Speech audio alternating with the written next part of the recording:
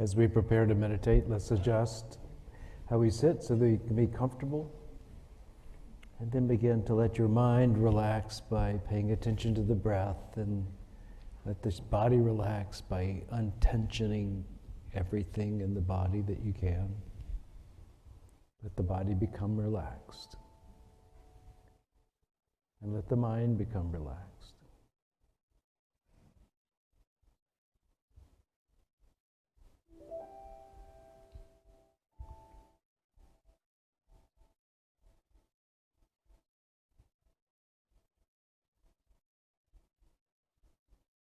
Breathing into the heart now. Let the heart open.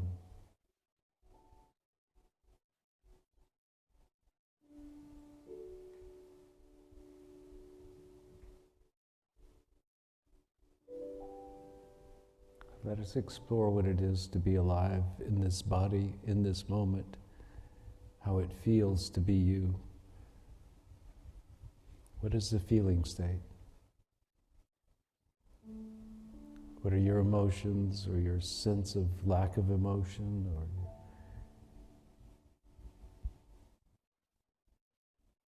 where are the tensions? What is tense?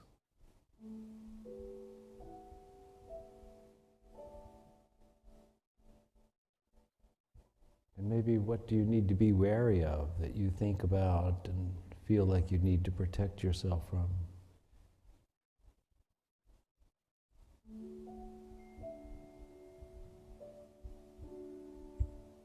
Or what are you holding on to that is holding you back from being the presence of peace and love?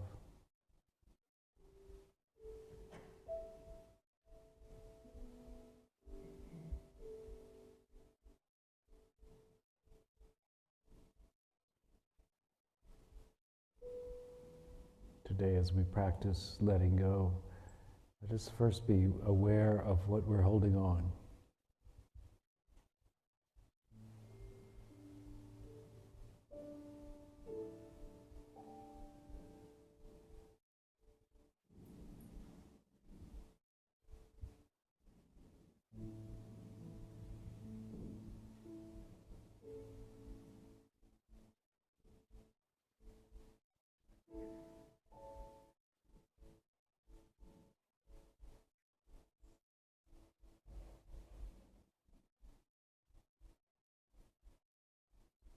Now let us feel what is underneath whatever we're holding.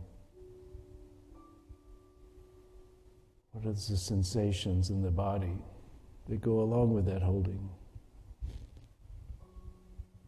Tightness, or anxiety, or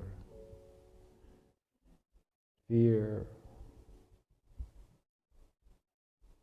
grief.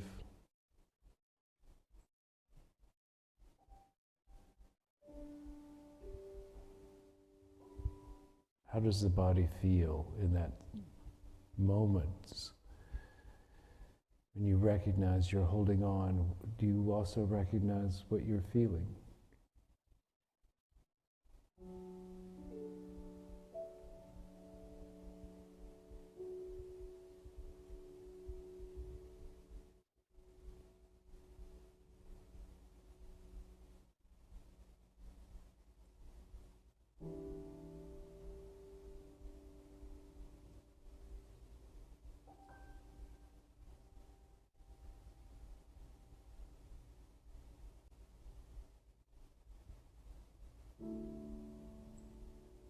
And now can you bring love to the situation? Or kindness? Or some form of generosity?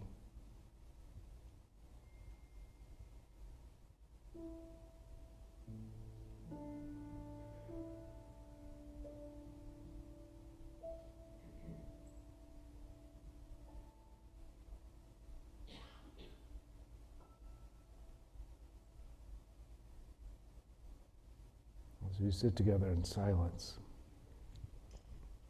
let us expand our sense of acceptance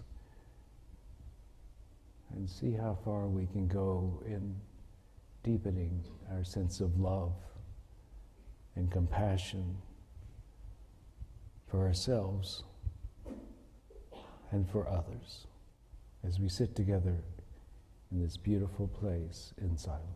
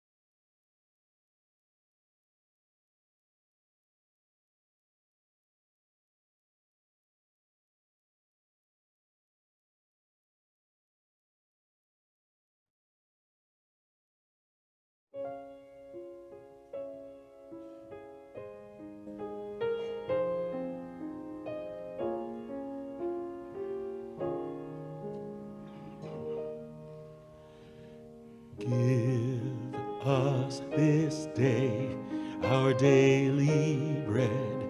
You said you would supply all my needs according to your riches. I have but to ask, and I shall receive.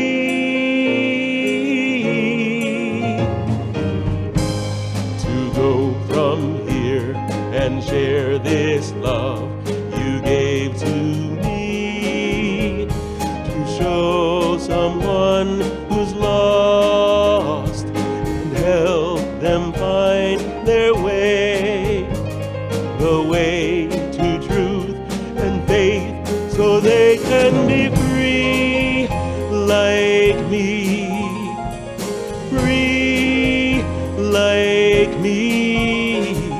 Lord, we are your love. Lord, we are your peace. Lord, we are your joy.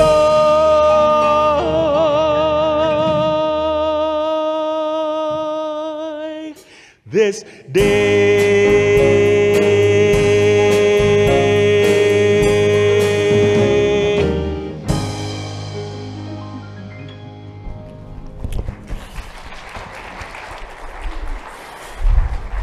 Good morning. I want to thank these guys. Aren't they great to be up here? It's like, and who but Tim would think of Somewhere Over the Rainbow as a opening to a prayer and meditation? That's pretty cool. Today we're doing the Burning Bowl, as you probably knew before you got here. We will do it this way. We will, if you don't have a piece of paper, please raise your hands. We'll get you one. And a pen, and during the talk while I'm up here palavering, you can write down what you'd like to let go of. And when you've written, and you can only, this is probably just good practice to reduce it to 1 or 2 words, because that piece of paper is pretty small. If you can write more than a few words on there, good for you, but a word will do it. And that's just a symbol of what you want to let go of. And then we'll go out this door. We'll have a fire pit outside. You'll go out the door. You'll place your piece of paper in the fire and then walk to the next door over to come back in.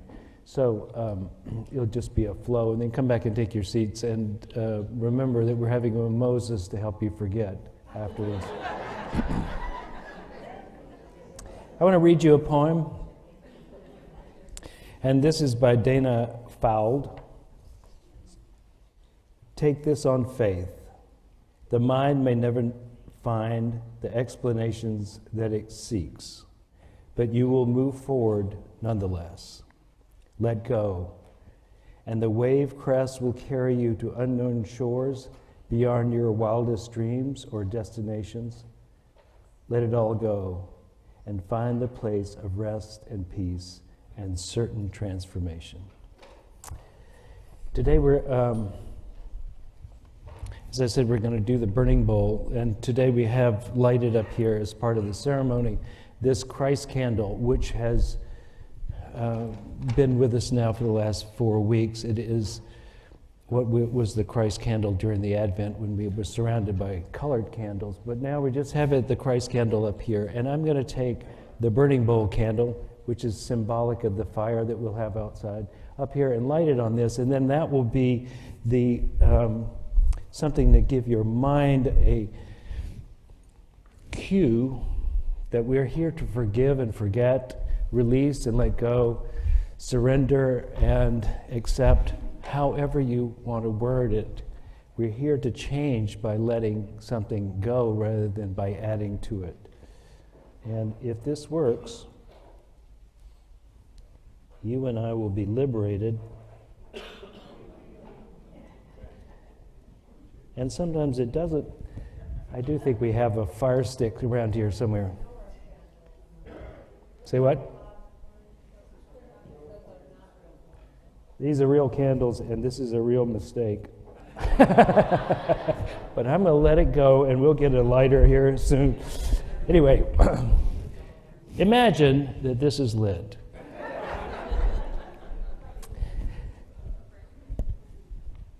There's I'm going to tell you several ways to let go. One is Buddhist, one is pre-Buddhist, and let's just start with those two. Buddhist way of letting go. You have a practice. The practice is noticing, usually. It starts with noticing. So you notice what's happening inside you, that you're actually holding on, that you're angry, that you have something, that you're persisting in an emotion. Now, Jill Bolte Taylor, you know, the woman who had a stroke, my stroke of insight was her TED Talk that everybody listened to. This brain scientist said essentially that you can only your emotion will only last a minute and a half if you don't hold on to it. A minute and a half. Now, I know some people who are my age still holding on to stuff that happened when they were 10 years old or around that, right? And so that's a long time to hold on to it. And basically, the first act of letting go is to notice that you're still holding on, that you have it.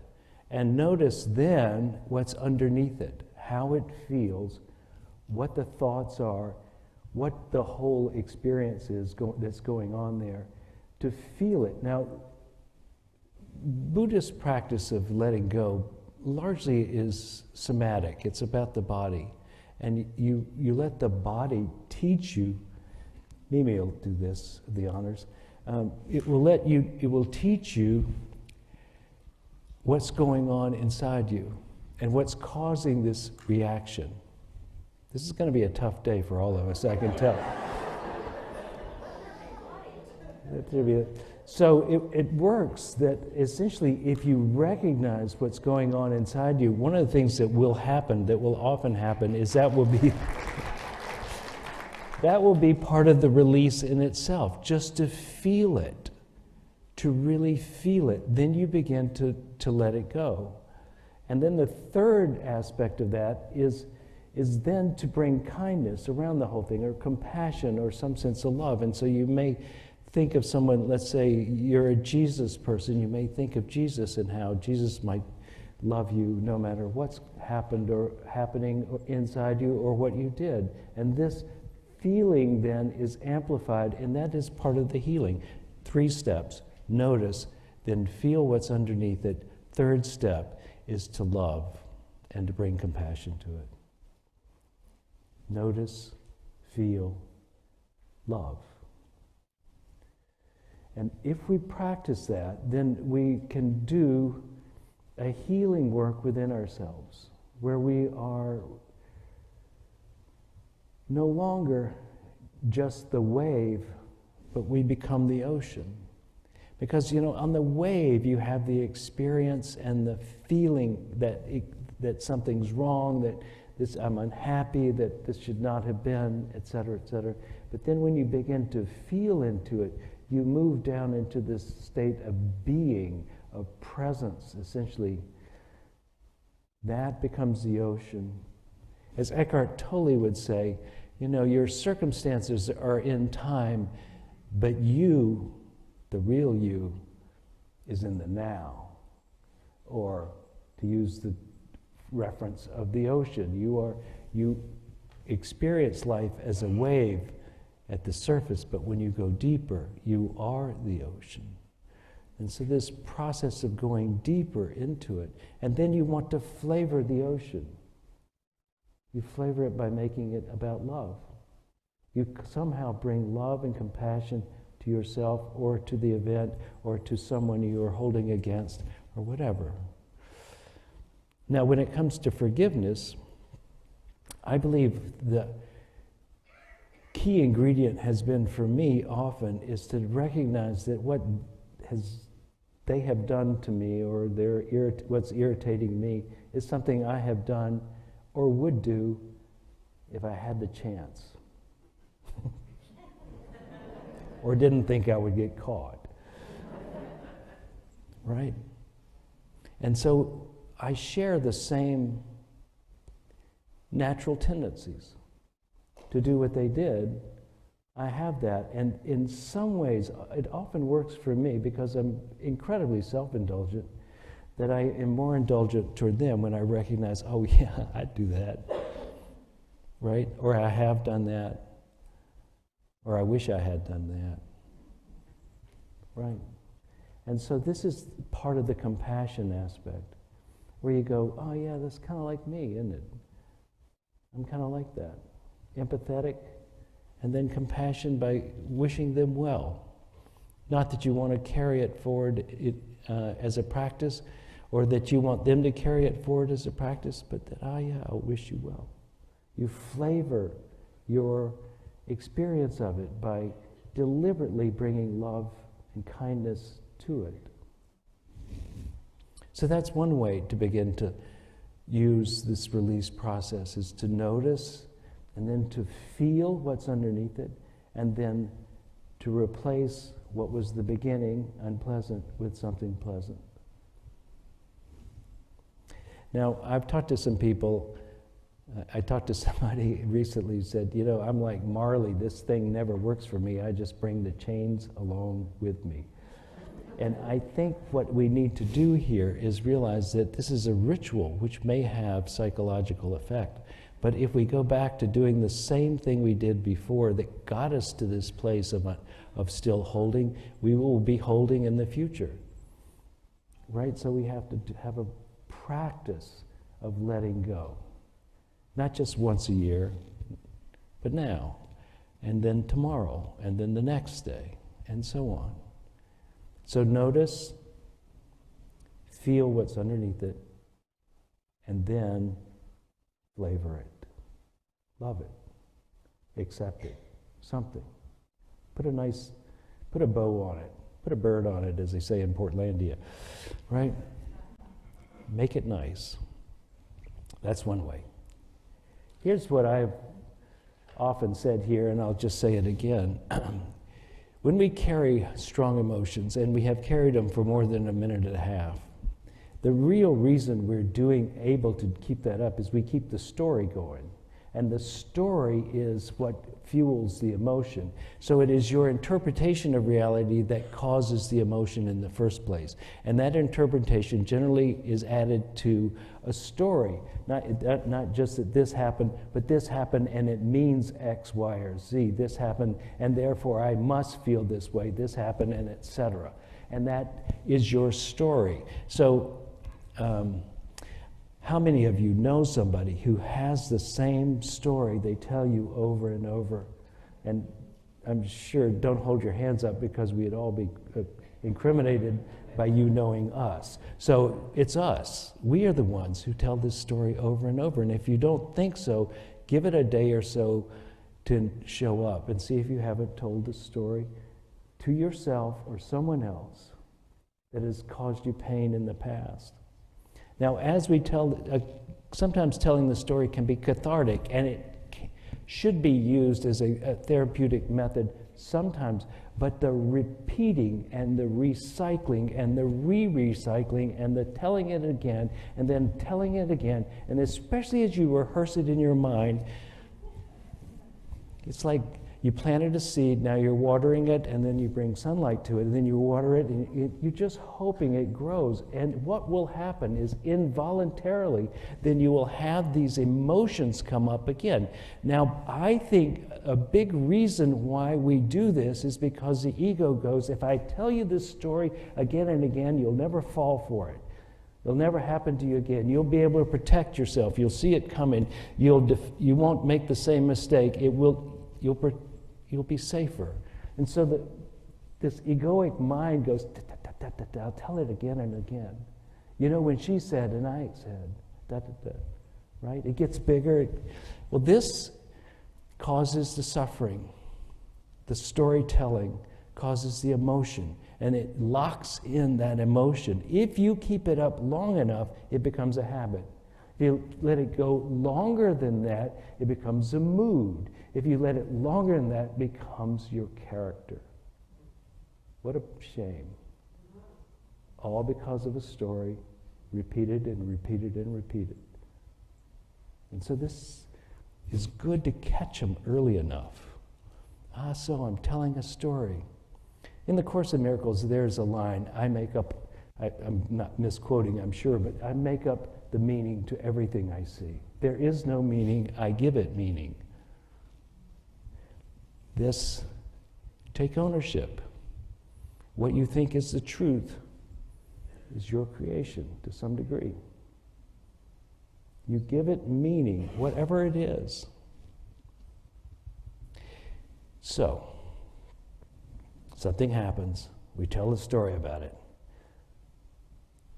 We repeat that story, it gets deeper, and we repeat it and we suffer again and again and again.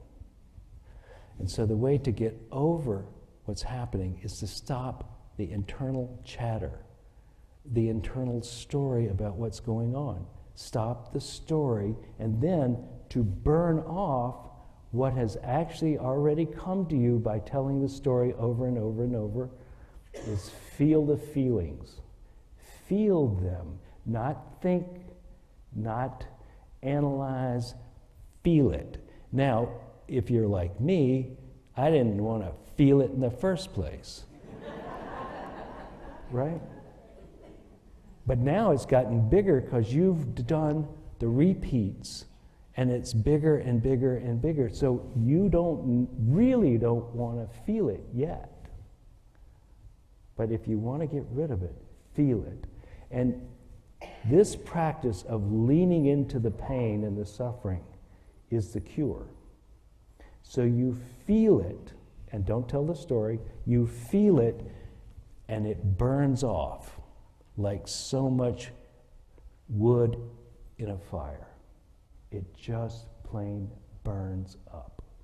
Because as Jill Bolte-Taylor said in the beginning, if you feel it for a minute and a half, you won't have it. Well, now, years later, it's going to take longer. But it can be accomplished, I believe, within a relatively short number of days. That when you come back to it, this is the therapeutic method that I have used, which is that you've avoided it, really feeling it, and you've told the story, and you've told the story, and there's a lot of emotion in there. Now, you start the story. Let's say, I was going to the pharmacy when, and you know how the rest of it goes, and you stop it right then. And you go, and the emotion will already be coming up because you started that story again. Happens automatically. You feel the emotions coming up, you feel it, and you keep feeling it until it's kind of dull. And that's about all you can do that day, that try. And then the next day, let's say, you come back to it, and you go, I was on my way to the pharmacy when, and you bring the emotion up, but I'll bet you dollars it will be less, quite a bit less. You feel that until it's dull. The next day, you bring it up again. I was on my way, stop the story, feel it, and within, I would say, a week, you'll burn off so much you may never remember to do the practice. It's amazing. Stop the story, feel the feelings. I'll tell my well, I don't want to bore you with that story again, but let's say the first time I heard this, I was speaking with a teacher, and I said, hey, did you say stop the story, feel the feelings? She goes, uh-huh. And I said, you've said that before? Uh-huh. Uh-huh. And I'm sure she was pretty much thinking it at the moment, I'm staring at the dumbest man I've ever seen in my life. So get it this time. Just let this be, if you haven't heard this before, let it sink in. This is a very simple way of getting rid of things. Now, habits are another thing we need to let go of. When we confront our habits, there's several things you can do. You can change your situation, you can change your circumstance, you can substitute, you can come up with a new plan, you can deliberately practice something quite contrary. There are lots of ways of doing that, but there's essentially a doing aspect to changing your habits. A doing, not just a mental. So what we're basically going to be able to handle today here is your mental aspect. So your mental aspect may be founded in, when it comes to self-judgment, a fundamental decision that you have made that you're not enough, that somehow you're inadequate, that somehow you're a failure, you're a loser, you need to try harder, you need to be a different person, there's something wrong with you. Take your pick. Maybe didn't hit your exact phrase, but you catch the drift. We've made a decision fundamentally against ourselves. And it's very natural in this culture. The Dalai Lama was working with some Buddhist teachers, and somebody mentioned, what do we do about self-hate? The translator was asked several times by the Dalai Lama what they had asked, and finally he says, in Tibet, we don't have a word for self-hate. Not so true here. This fundamental decision against yourself needs to be flipped. And we need to make a fundamental decision in favor of ourselves. And one of the things I was saying last week that I would like to repeat this week is essentially that many of us feel like we do not belong on this earth, that there is something absolutely awkward and weird about us being here, and that we don't quite fit in for some reason. And it may be very deep in the background, but some of us have it in the foreground, some of us have it in the background, but in our culture it's pretty common that there's something missing, wrong, or we have done something we should never have done, and it cannot be forgiven, and us on and on and on. One of the teachers I've been listening to a lot is Alan Watts, and Alan Watts said, some people feel like we come to this earth. He says, but the truth is we come from this earth. The very nature and the complexity of being a human being is a result of all that it took nature to bring us to this point. We have very. Have you noticed that human beings are quite complex, right? And it's so that we can adapt to almost anything, in my opinion. It's the reason we can hate and love, why we can be afraid and we can be bold, why all these things are there, because we're an adaptive creature. And we have complex emotions that have been useful to us. All these things are here. They grew with us as we evolved into being a human being. And therefore, if you have it, okay, you have it. Find a sense of acceptance that this is part of the inevitability of growing out of this earth. Now, you're also a spiritual being, right, Grant? Okay, but we're going to skip that part. We're going to go right to this part that is deliberate, that seems like it's deliberately messing us up. It is not. It's part of your creative, adaptive possibilities. And it may not have served you in every place, but it's there. And this game of life is complex, and you are not going to win every time. You're not going to do the right thing every time. You're not going to be the smart person every time. And somewhere, we have to come to acceptance that essentially, I hate this phrase, God didn't make any junk. Right? You've heard that phrase? Never liked it. But I do think I don't know why I don't like it. Mainly because it sounds like God is a tinkerer, messing. That one I made pretty good. Do you know what I mean? Not like that. You and God are emerging into the being that you are at all times. And so this sense of acceptance of who you are as this emergent divinity, this is what I mean by God makes no junk. This emerging presence that you are. And we can get there faster if we come into a deep set of acceptance about who you are. Okay, let us pray.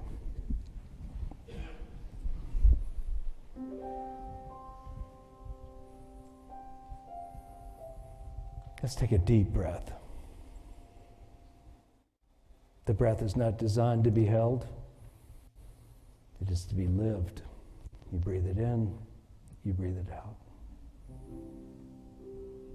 We weren't designed to be perfect. We were designed to be us, which is a form of perfection.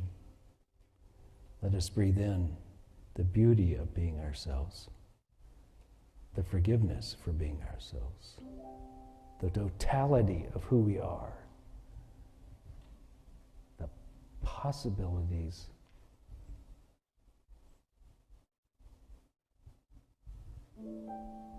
And now that which we need to release, let us make an intent, a commitment, a decision to release and let go.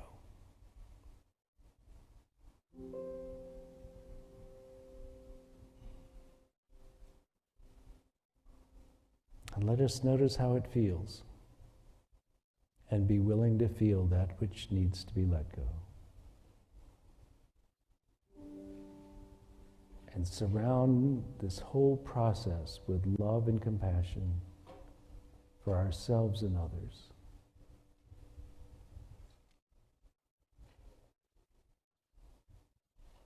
Grace, may it come to you and from you. And remember, as part of the one presence and one power, a phrase you heard in other circumstances applies here as well.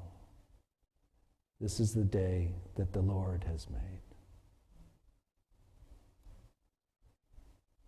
Let us be grateful and live it fully. And so it is.